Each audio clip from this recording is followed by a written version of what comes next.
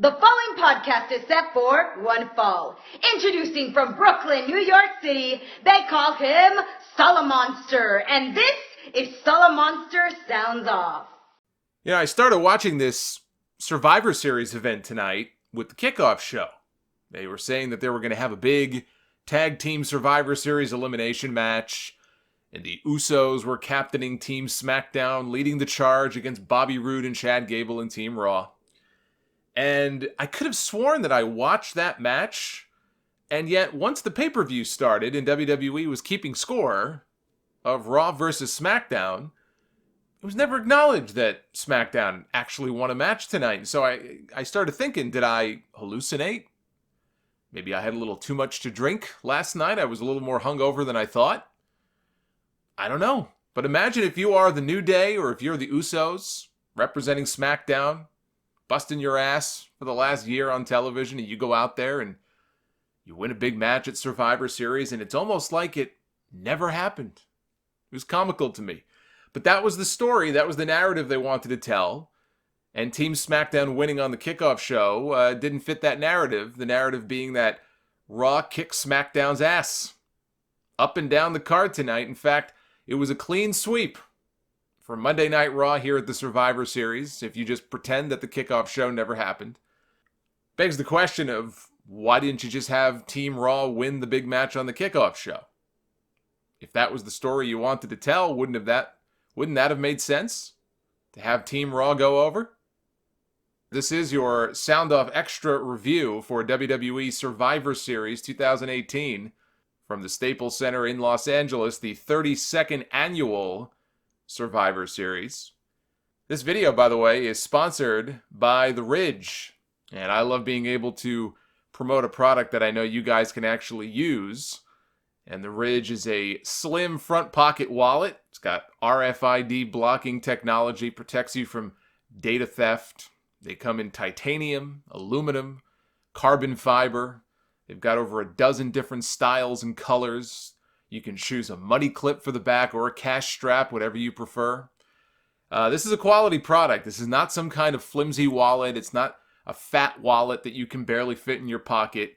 This is probably, I would say, half the size of the current wallet that you're walking around with. And for a limited time, you can get 10% off your first Ridge wallet with free worldwide shipping.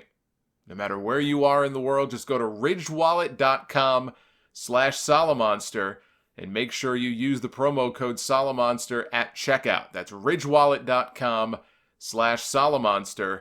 Get 10% off, courtesy of the Sound Off. Overall, my thoughts on the Survivor Series this year, I thought it was an easy thumbs-up show. And when you look at this weekend and the NXT show that we had with War Games last night, that being possibly one of the best takeovers that they've ever produced, for all the chaos and all the injuries and all the questions and questionable booking, of which there was plenty on this show too, despite it all, we ended up with a hell of a weekend. We had two excellent main events here with Daniel Bryan and Brock Lesnar, and Ronda Rousey and Charlotte, which was the match of the night as far as I'm concerned. We had an excellent Cruiserweight match between Buddy Murphy and Mustafa Ali.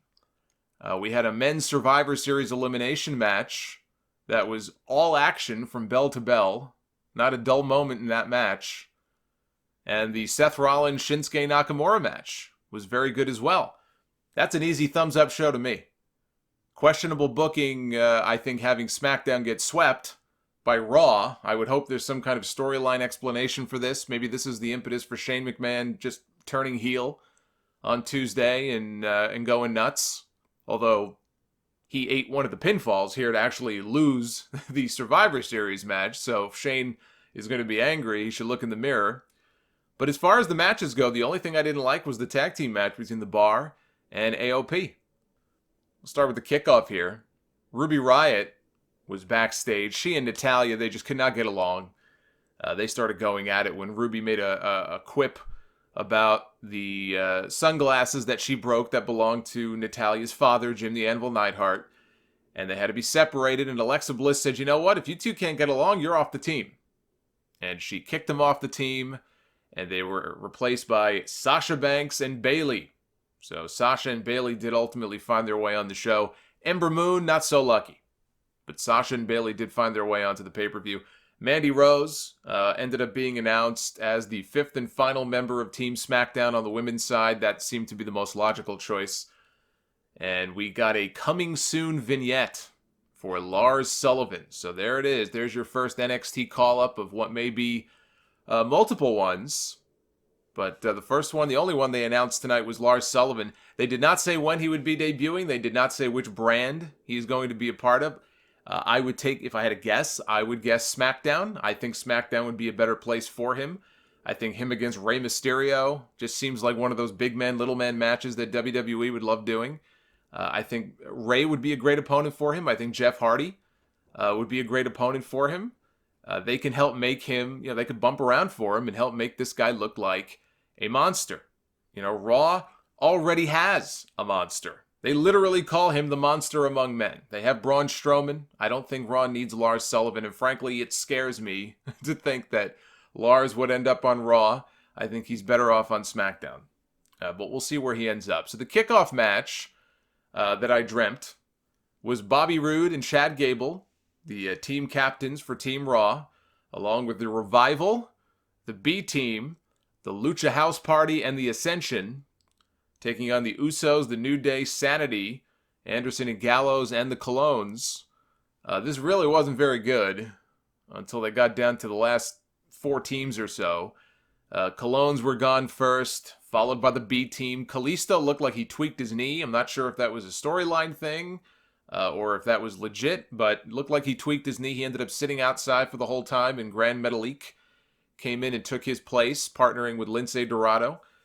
Sanity was gone next. No Nikki Cross with them, by the way. So as I suspected, it looks like it was just a one-time thing because they were over in the UK, and she's not necessarily on the SmackDown roster full-time. The Ascension was gone next. So clearly they were getting rid of all the dead weight early in this match. Lucha House Party eliminated Anderson and Gallows. They were then eliminated by the Usos. And Lince Dorado looked like he took a bad landing on his head on a Samoan drop before he got pinned. I mean, these Lucha House Party guys, they took a beating during this match. Hopefully nobody's seriously hurt. So we came down to 4-on-4. The Usos, the New Day, the Revival, and Roode and Gable. Chad Gable, in the highlight of this match, gave Jimmy Uso a German suplex off the top rope and onto this big dog pile outside the ring. German suplex from the top rope to the floor. That was pretty nuts. That's, they talk about trust dives and things of that nature. That's a trust dive. You turn your back and you go flying like that, you're putting a lot of trust in your coworkers. Thankfully, Undertaker and Kane were not there to catch them.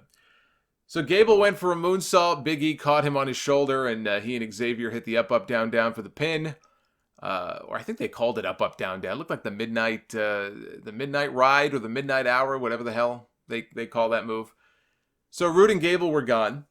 Shatter Machine on Xavier took care of the New Day. So it came down to the Revival and the Usos. And in the end, Jimmy Uso hit a Samoan splash on Scott Dawson. They got the win. They paid tribute to Roman Reigns in midair, mid-flight. He cocked his fist. Little tribute to their cousin.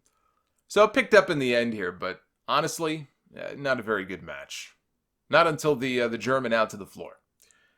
So then we had the pay-per-view proper, since apparently nothing on the kickoff show mattered. We had Nia Jax, Tamina, and Nia Jax.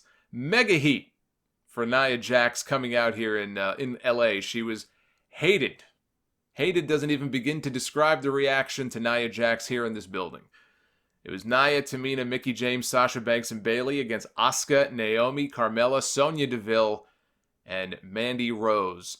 Tamina eliminated team captain Naomi pretty quickly with a super kick, and then Carmella quickly rolled up Tamina and got rid of her. Sonya hit Mickie with a running knee, went for the pin. Mandy shoved her off. I guess Mandy was the legal person, so she got the pin.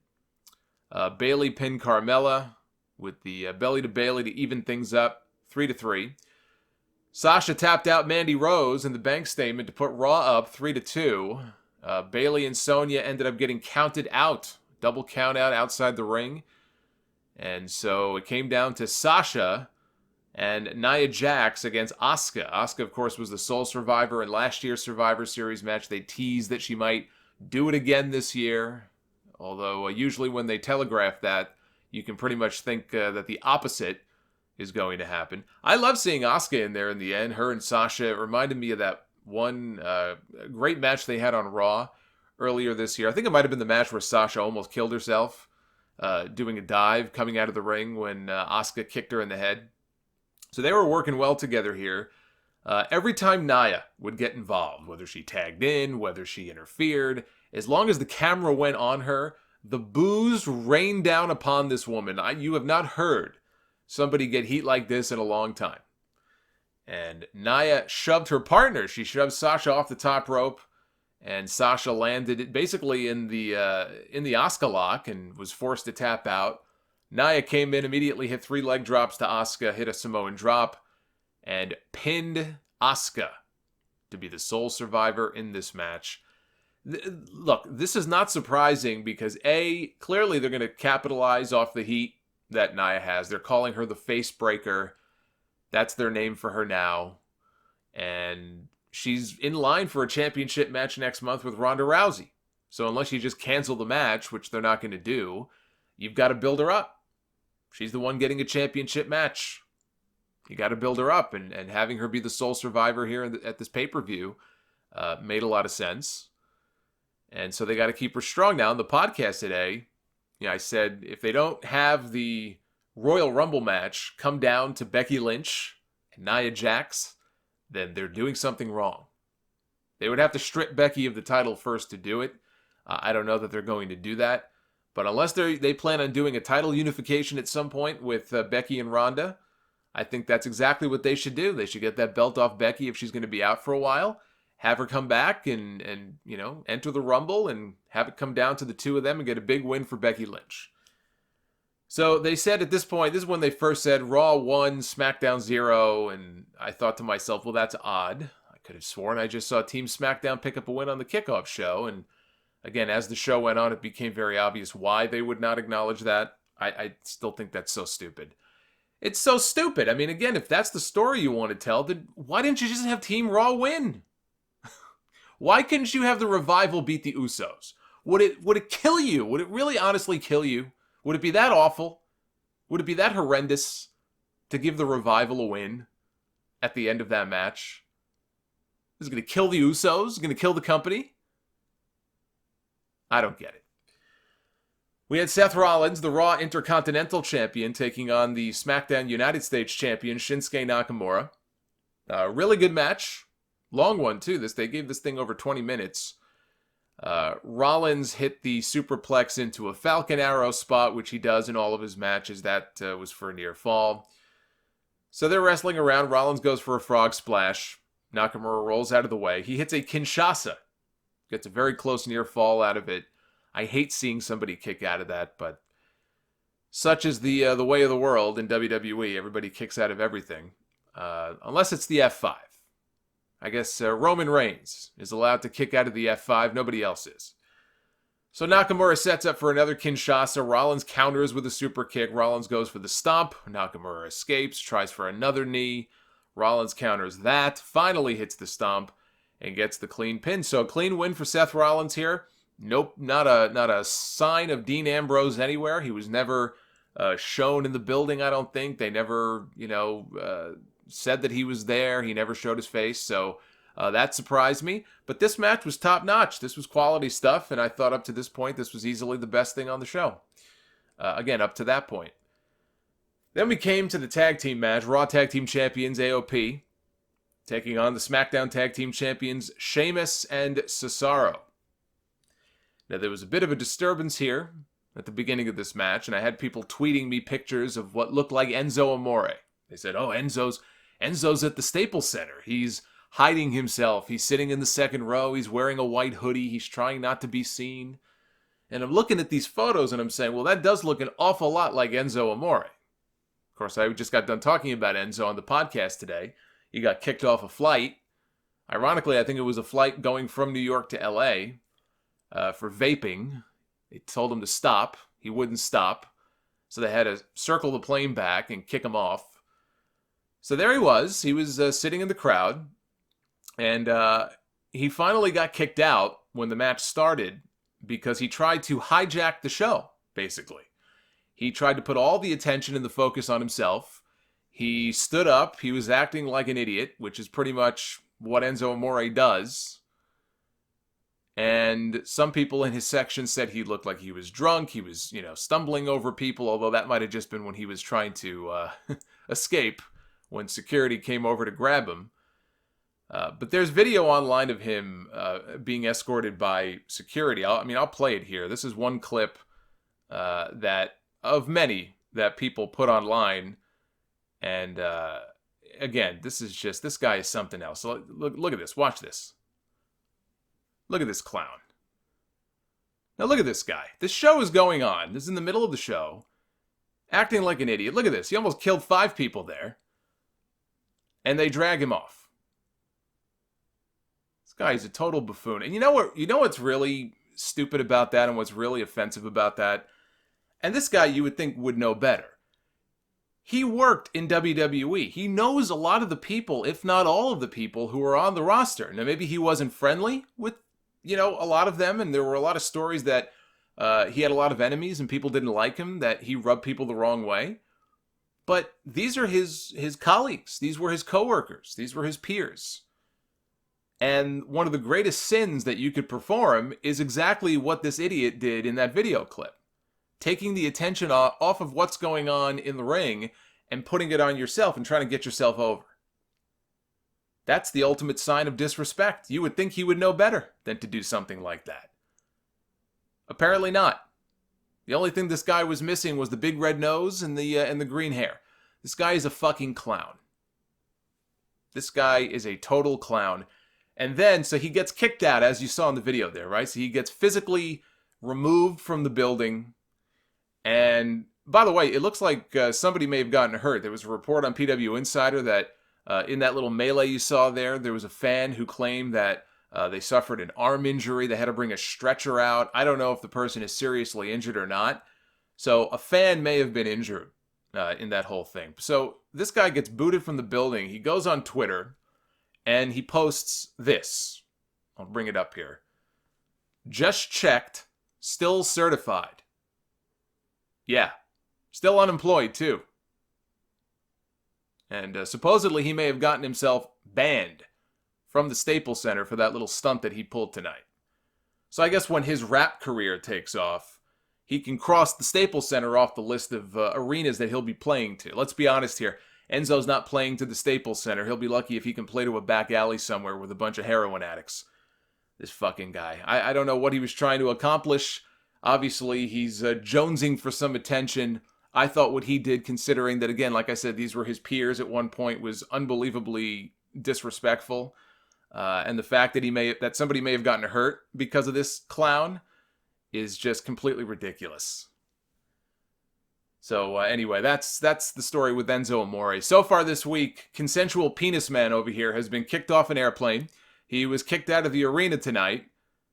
Now, if we could just get somebody to kick him in the dick, that'll give him the hat trick. But this match here, by the way, there was a match. Total piss break match. Literally. Drake Maverick put, I think it was Razar's foot on the rope after he ate a brogue kick. Basically saved him. Big Show came over. He had Maverick goozled by the throat. Right? Drake was up on the apron. Big Show reached up, grabbed him by the throat. And we see that his pants, there's this streak going down his pants. And the story here is that Drake Maverick was so scared of the Big Show that he peed his pants. He wet himself. Sheamus came over, Cesaro came over. They're all looking at his crotch. They all start laughing. Big Show lets go. He walks off. I thought he was going to punch him in the crotch. He didn't. He walked off. But really, he peed himself. Now, as they're laughing at this guy, AOP, they attack Sheamus. Sheamus was distracted. They attack Sheamus.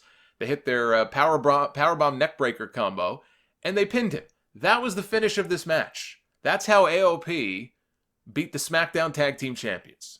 This sucked.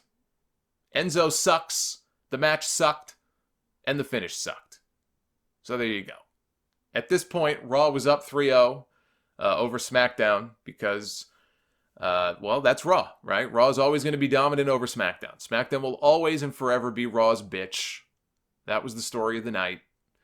And so Raw was well on their way to a clean sweep here on this show. Things really picked up, though, at this point. We had Buddy Murphy and Mustafa Ali for the Cruiserweight Championship. Excellent match. Mustafa Ali hit a Spanish fly at one point on Murphy off of the announce desk onto the floor. That's when the crowd finally started to come alive and really get into this thing here. There were so many insane moves here, too many to recap. Finish came when Ali came off the ropes, and as he's soaring through midair, Murphy catches him with a knee to the side of the head. And then he hit Murphy's Law and got the pin. I was very happy that these guys got a chance to shine here on the main card. They weren't relegated to the Kickoff, which clearly means nothing to WWE. These guys got time on the main card to show what they can do. And if there is any justice in this world, these two guys will be tearing it up soon enough on the main roster and not just limited to one division. That's fine now. They can be the stars of that division and they can keep having matches like this. But at some point, you've got to let them, kind of get out of that division, break them free, and let them mix things, mix it up with guys like Seth Rollins and Rey Mysterio and The Miz and Nakamura and Almas and all of those key guys. Because there's no reason that a Buddy Murphy or a Mustafa Ali should not be able to believably work with some of the bigger stars on the roster. Hopefully they get that chance. We had Braun Strowman, Drew McIntyre, Dolph Ziggler, Finn Balor, and Bobby Lashley representing Raw, taking on The Miz, Rey Mysterio, Samoa Joe, Jeff Hardy, and the best in the world, Shane McMahon. I have no idea what they're doing to SmackDown. That's what I'm thinking as I'm watching this match. I mean, obviously when the show is over too, I'm just thinking, I don't know what the hell these people are doing when it comes to SmackDown. But I enjoyed the match itself. This was all action from start to finish. And so the match starts out, it's going to be Braun Strowman and Samoa Joe, right? Drew McIntyre immediately goes and tags himself in. And so he and Joe go at it very briefly. Joe puts the choke on, the coquina clutch. McIntyre breaks out of it, hits a Claymore kick, and gets the pin. And just like that, Raw goes up 5-4, and Samoa Joe is hitting the showers. What the hell is going on with Samoa Joe? Did he Snapchat the wrong person or something? I mean, Jesus Christ, what the hell is going on with this guy? I know he was hurt for a while. Then he came back, had another random match with AJ Styles, lost clean. I mean, there wasn't any ambiguity about it. He lost again. And I figured, all right, well, as far as the WWE title is concerned, that pretty much ends that. Let's see what they do with him next. So he ends up on Team SmackDown, and he gets jobbed out in the first 60 seconds of the match. It's got to be an injury. I don't really understand what else could possibly be going on here. It's got to be some kind of an injury. I mean, that's my best guess. But boy, you talk about burying a guy 6 feet under. Whether it's an injury, whether they literally are burying him because he said or did something that they weren't happy with. Hopefully the story will come out soon enough.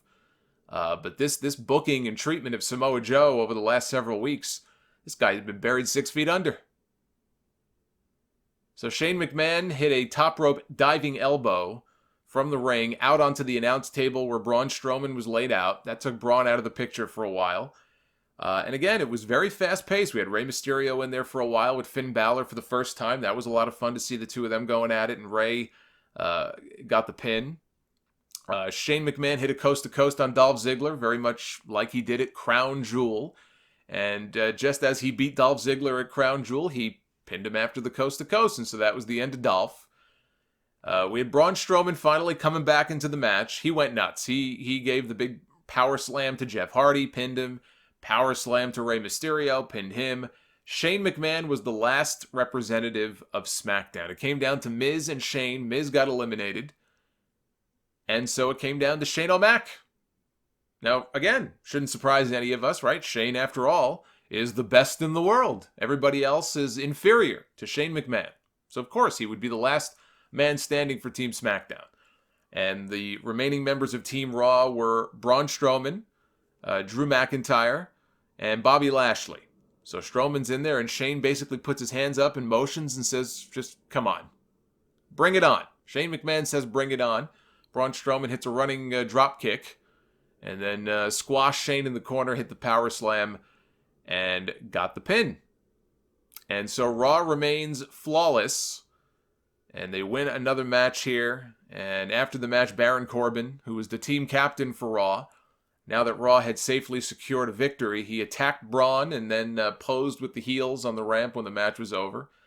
So that was what it was. But I enjoyed the match itself. The booking here is, again, it makes me scratch my head. But the stuff with, the stuff, especially with Ray and Balor, McIntyre, I thought Drew looked really good in this match. Drew and Braun both. They were booked very strongly in this match. I like the fact that Drew McIntyre, he's protected and he is booked as being on the same level as somebody like a Braun Strowman. I like seeing that. And hopefully we'll see more of that with him. Came down to the two main events. We had the Raw Women's Champion, Rowdy Ronda Rousey, going one-on-one with Charlotte Flair.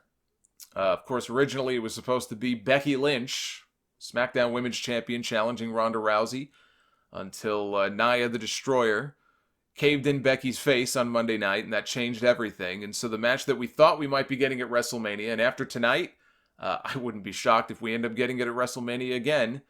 We ended up getting it tonight, and that was Charlotte and Ronda. The women stole the show tonight, plain and simple. As great as that main event was with Brock and Bryan, I thought that the women just tore the house down. They had the best match on the entire show. Ronda Rousey had easily the best match of her entire life.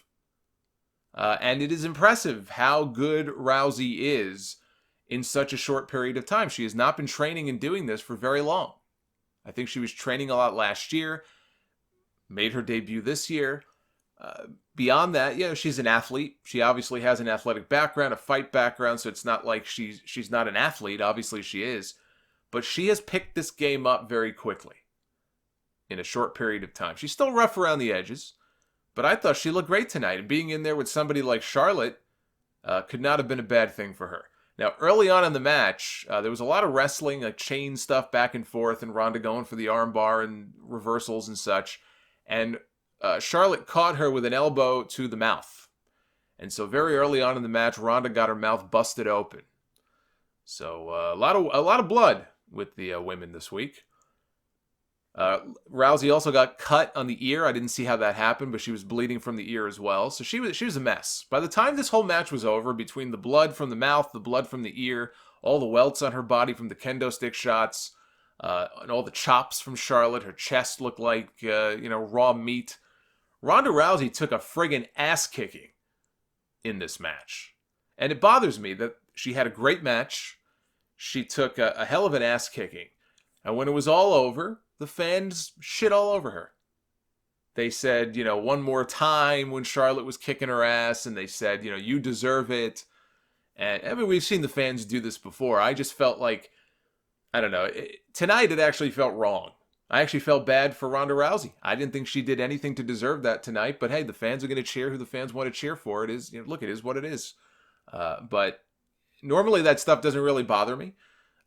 Because I kind of feel the same way, typically. A lot of the time, it's just WWE booking people in the wrong roles, right? So when people go against the grain, I like that because it's sending a message to WWE. They did that with Becky. They clearly wanted to turn Becky Lynch heel. The fans wouldn't have any of it. So they would give WWE the opposite reactions of what they wanted. But in this case, Ronda didn't do anything wrong. Ronda had a hell of a performance. And hopefully she was just selling because she looked really bothered by it when she went to leave. I don't know if she was or not. She sure looked like it. Like maybe it got to her. But they had a hell of a match here. Just a great back and forth match. No botched spots or anything like that. They got the crowd into it. They got chants of "This is awesome" at one point. Just really, really good stuff. And Charlotte was outside the ring.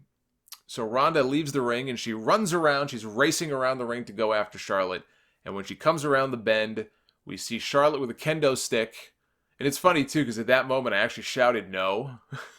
I didn't do it the way that Darth Vader did, But I shouted no because my first instinct was, a great match with a cheap finish.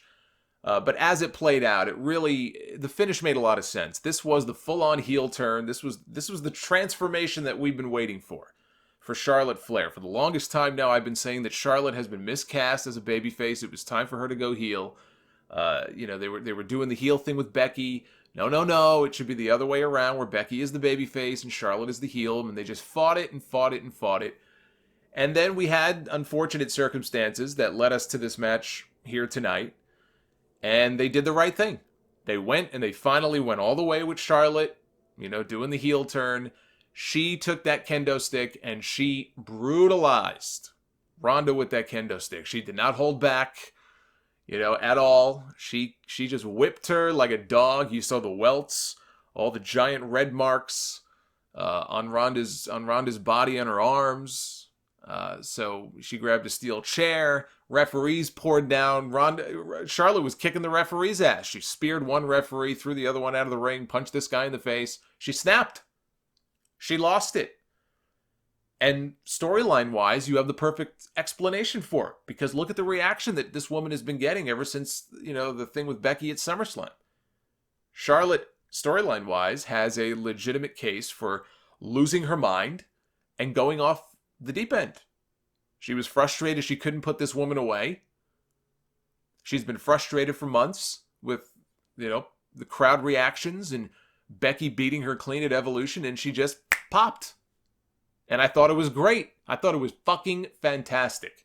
Everything about this match, everything about the post-match, even the beating, it was a very convincing beating. Sometimes it's like, they kind of portray these things to be, a little more brutal or intense than they really are. This was a hell of a beatdown. I really enjoyed this entire angle. The fans clearly enjoyed it, maybe a little more than they should have.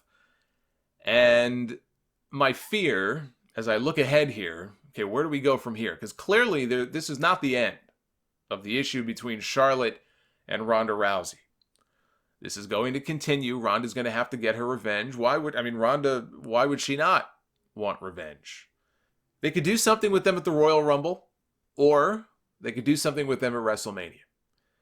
And it's not that I would be against the idea of seeing another match between these two. As good as this match was, I would love to. But my fear is that they may be setting up for a WrestleMania match, not involving Becky Lynch and Ronda Rousey, but a WrestleMania kind of a 1-2 punch with the rematch with Ronda and Charlotte, and a singles match between Becky and Nia Jax. And I absolutely would hate that idea. Because A, Becky deserves better than that, and B, Nia does not deserve to be rewarded with a big match at WrestleMania. I have no issue with them playing off the heat that Nia has now. They'd be crazy not to. You saw the heat that she got here on this pay-per-view. So, of course, they're going to want to use that. She's all set up for a championship match with Rousey next month, so go for it. Use that heat to your advantage.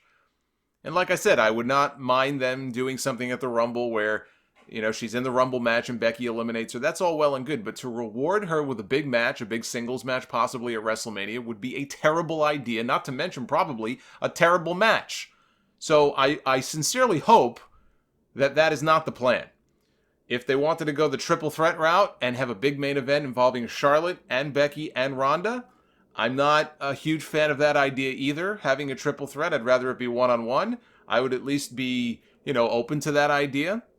I think it could probably end up being a great match, but I still think that the match for WrestleMania should be Becky and Ronda, and you can do something before WrestleMania, maybe at the Rumble, to try to pay off this whole, feud here between Charlotte and Ronda. But we'll see. After tonight, I'm not convinced anymore that, it's going to be Becky and Ronda. It certainly seemed like that was the direction they were going to go, and that's the direction I still want it to go. I still think, hey, there's been nothing that would kind of bring me down from this idea that would be the key match to do. But Charlotte had a hell of a match with her tonight, and Ronda's going to want to kick some ass.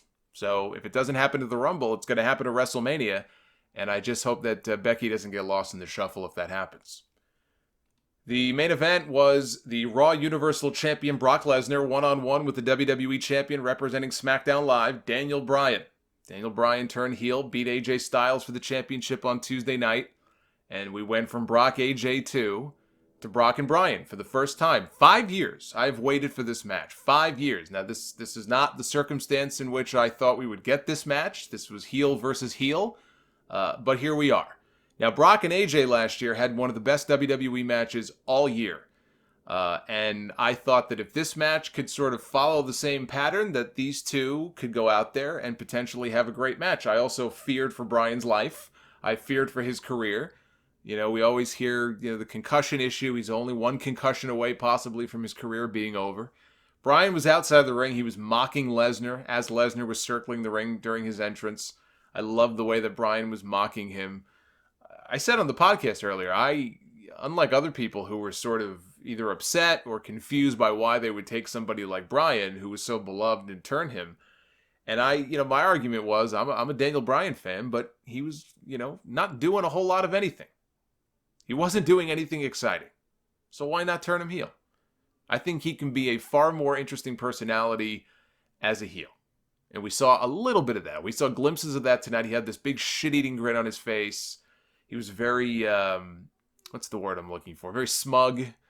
And so I think there's a lot of potential there. So the match starts, though, finally, right? They get the two of them in the ring together, and it's just Suplex City. This very much followed the blueprint of that Brock-AJ match last year, where Brock brutalized Styles for the first 5 or 10 minutes straight of that match. He threw him around at will. Suplex after suplex. He kicked this guy's ass until finally AJ saw an opening and he made a comeback. Then all of a sudden the match became competitive. And this match followed the same blueprint. I'm not sure which match I liked more. I might give the slight edge to the AJ match still. But this was every bit as good as that match was, and I thought that match may have been the match of the year in WWE. So that pretty much tells you what I thought of this match here. But we got so many suplexes. That first suplex he hit Bryan with, Bryan landed right on the back of his neck. It was very uncomfortable. Just knowing his injury history, I have to say, as we went through that 5-minute period of just suplex after suplex after suplex, it was tough to watch. It really was. It was kind of tough to watch him land on his head over and over again like that. Brock hit an F5. He went for the pin, but at the last second, he pulled Bryan up off the mat. And he went to go hit another F5, and this time on the way down, Bryan collided with the referee. Didn't knock the referee completely out, but the referee was hurt. He was trying to get his bearings about him. Bryan, of course, looks at this and says, "Hey, the referee's back his turn. I know what I'll do. I'll kick this guy in the dick." And that's what he did. He kicked Brock in the dick. Brock should know something about that because he got kicked in the dick a whole bunch of times by The Undertaker. And you would think that, much like AJ Styles, by now, Brock Lesnar would have learned his lesson and he would be wearing a cup. And the fact that he does not wear a cup, he got exactly what he deserved. So, he kicks him low. Bryan hits this awesome... I have to say this about Brock. Brock gets a lot of shit, rightfully so. I was a big Brock advocate for a while. I still maintain that when this guy comes out, there's a certain special aura about him that nobody else on the main roster has. But even I grew tired of the same shtick over and over again. But I'll say this. When Brock is motivated and when Brock is in there and booked to have a match that goes longer than 3 minutes, this guy can sell his ass off better than almost anybody else in the company. Certainly better than anybody his size. You won't see Braun Strowman or anybody like that selling the way that Brock Lesnar can sell. When he wants to. And tonight he had his working shoes on and he sold like $1 million for Daniel Bryan. When Bryan hit that first flying knee, Brock sold like $1 million for it. They got this great convincing near fall out of it. Brock kicked out, got a shoulder up at the very last second. And then from there, again, it was competitive pretty much the rest of the way through. They went outside. Bryan got some more offense. He shoved him into the ring post. Back in the ring, Bryan got the yes lock on him. That's when the crowd came alive. They went nuts. It kind of reminded me of when Bryan got Batista in the yes lock at WrestleMania. Only this time I knew there's no way Brock Lesnar was tapping out to Daniel Bryan. But they at least tried to make you believe that he might, and the people were going into it. They bought into it. Brock tried to break it. It looked like he may have broken the hold. Bryan started raining down hard forearms to the side of Brock's head and reapplied the hold. Eventually, Brock was able to escape, hit another F5, and got the pin. And so it was dragging there for a little while as Bryan was taking all that punishment at the beginning. I was thinking to myself, okay, probably was a mistake not to end the show with the women's match. And then it kind of, it sort of hit that point where all of a sudden it became competitive and it turned into an excellent match down the stretch. So I don't see how you can look at this show just with these two main events, let alone, again, the men's Survivor Series match, the Cruiserweight match, and the Rollins-Nakamura match, and give this show anything but a thumbs up.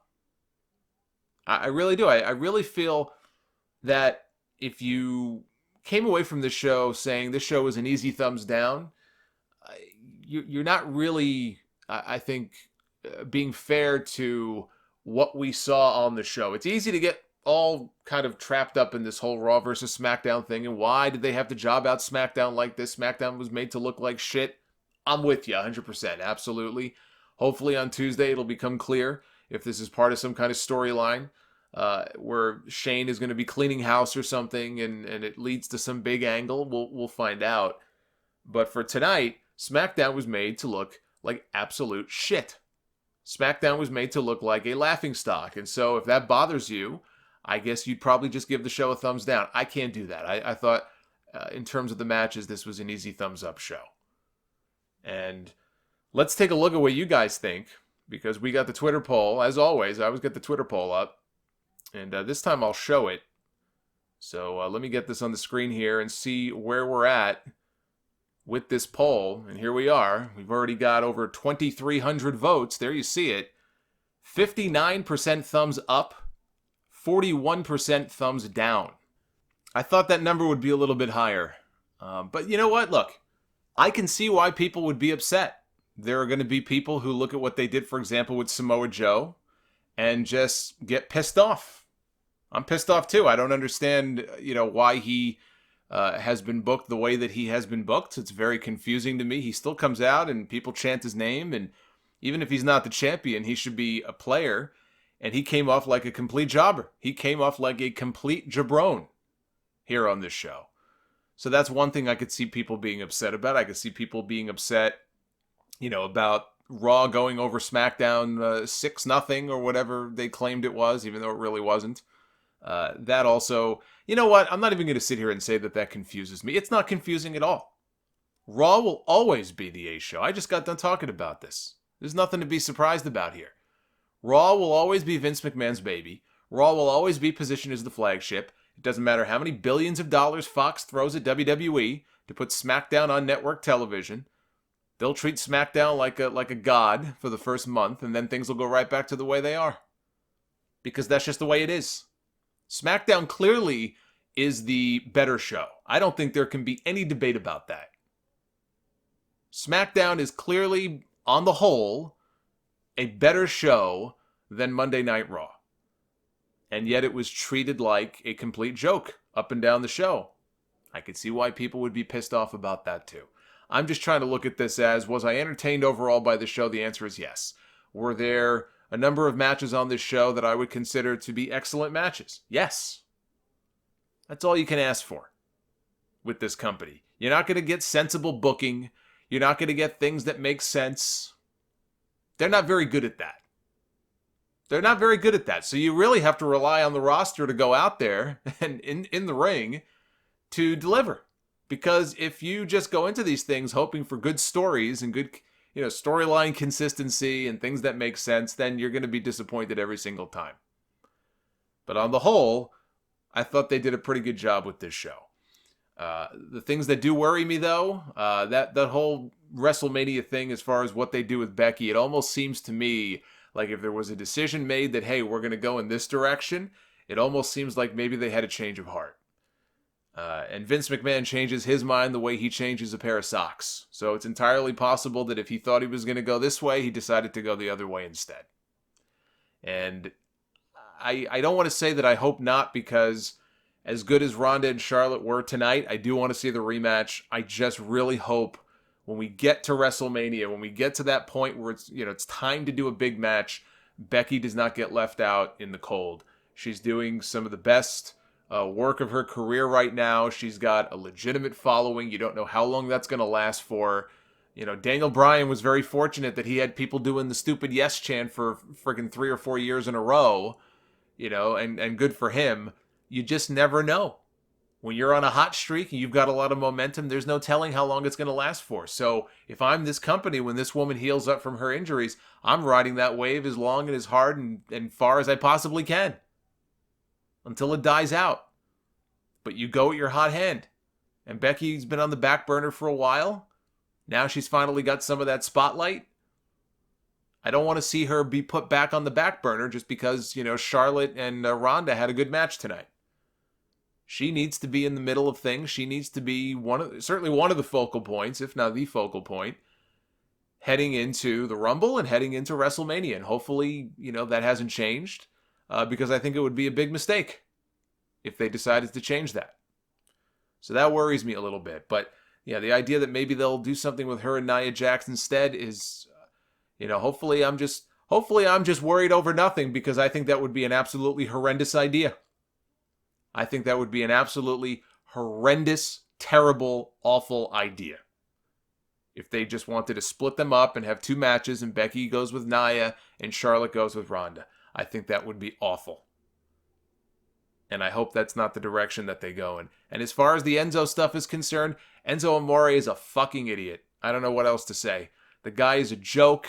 Again, I can't get over this idea that he thought it would be a good idea to pull a stunt like that. He used to work for the company. He was one of them. That's, again, it's like the ultimate sin. And it just goes to show you all those stories that we heard about this guy, and he's not well liked, and he's not respectful, and all these things, rubs people the wrong way, doesn't have a lot of friends. Is it really hard to see why after that stunt he pulled tonight? So if we learn nothing else from Survivor Series, we learn that Enzo Amore is a loser and a joke, and apparently got banned from the Staples Center. Hopefully we can, at least, if nothing else, we can all agree on that. Again, follow me on Twitter at Solomonster. You can vote in the poll if you haven't already done so. There's been plenty of content that's gone up on the YouTube channel this week. There's more coming up. Please hit that sub button if you haven't already done so. Hit the like button on this video. I would very much appreciate it. Have yourselves a happy Thanksgiving, guys, and I will see you back here for more Sound Off content on the channel very soon. Until then, take care, guys.